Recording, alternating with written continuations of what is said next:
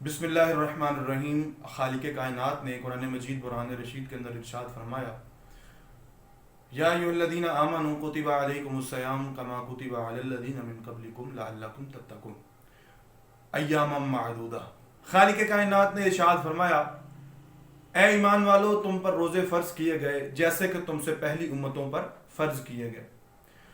اللہ جل وعلا نے فرمایا روزے تم پر اس لیے فرض کیے گئے تاکہ تم لوگ متقی اور پرہیزگار بن سکو، اور اس کے علاوہ فرمایا ایام معدودہ، یہ گنتی کے چند دن ہیں۔ جیسا کہ حضور نبی کریم علیہ الصلوۃ والسلام نے ارشاد فرمایا کہ اے ایمان والو، جب تم ماہ سیام کا چاند دیکھ لو تو روزہ رکھو اور چاند دیکھ کر ہی عید کرو۔ تو حضور نبی کریم علیہ الصلوۃ والسلام نے ارشاد فرما دیا کہ ایک چاند سے دوسرے چاند تک روزے رکھو۔ صحیح ابن حبان کے اندر روایت ہے کہ حضور نبی کریم علیہ الصلوۃ والسلام مسجد نبوی میں جلوہ گر ہیں، ممبر پر قدم رکھتے ہیں، ممبر کی پہلی سیڑھی پر تو ارشاد فرماتے ہیں آمین، دوسری پر اور تیسری پر بھی قدم رکھتے ہوئے جلوہ فروز ہوتے ہوئے فرماتے ہیں آمین۔ تو حضور نبی کریم علیہ الصلوۃ والسلام کے صحابہ نے دریافت کیا، اے اللہ کے نبی صلی اللہ علیہ وآلہ وسلم، کیا ماجرا ہے کہ آپ نے ہر سیڑھی پر فرمایا آمین؟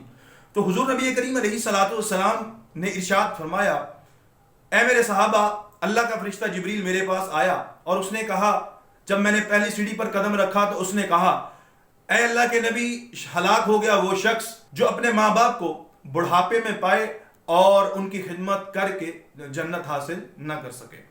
اس کے بعد نبی کریم علیہ الصلوۃ والسلام نے فرمایا، جب میں نے دوسری سیڑھی پر قدم رکھا تو فرشتہ جبریل کہتا ہے، اے اللہ کے نبی، ہلاک ہو گیا وہ شخص جس نے اپنی زندگی میں رمضان پایا اور اپنی بخشش نہ کروا سکا۔ جب تیسری سیڑھی پر میں نے قدم رکھا تو جبریل امین کہتے ہیں کہ اے اللہ کے نبی صلی اللہ علیہ وآلہ وسلم، حضور ہلاک ہو گیا وہ شخص جس کے سامنے آپ کا نام نامی اسم گرامی لیا گیا اور اس نے آپ کی ذات بابرکت پر درود پاک نہیں پڑھا۔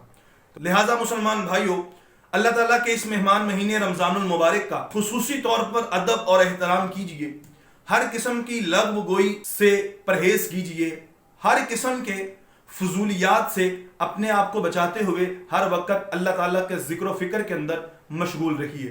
اس کے علاوہ جو روزہ دار ہے، رمضان کے اندر روزہ رکھتا ہے، نبی کریم علیہ الصلوۃ والسلام نے اس کے لیے بھی خصوصی اعلان فرمایا جو شخص اللہ کی رضا کے لیے روزہ رکھتا ہے اس کے لیے دو خوشیاں ہیں۔ سب سے پہلی خوشی تو وہ ہے کہ جو اس کو افطاری کے ٹائم میسر آتی ہے، اور دوسری خوشی وہ ہے کہ جو اس کو اللہ تعالیٰ کے دیدار کے وقت بروز قیامت عطا کی جائے گی اور وہ اس خوشی سے مستفیض ہوگا۔ اس کے علاوہ حضور نبی کریم علیہ الصلوۃ والسلام کا فرمان ہے کہ نبی کریم علیہ الصلوۃ والسلام فرماتے ہیں کہ اللہ جل وعلا نے ارشاد فرمایا کہ روزہ میرے لیے ہے اور اس کی جزا بھی میں ہی دوں گا۔ مسلمان بھائیوں، اس مہینے کے اندر نوافل کا ثواب فرائض کے برابر اور فرائض کا ثواب 70 گنا تک بڑھا دیا جاتا ہے۔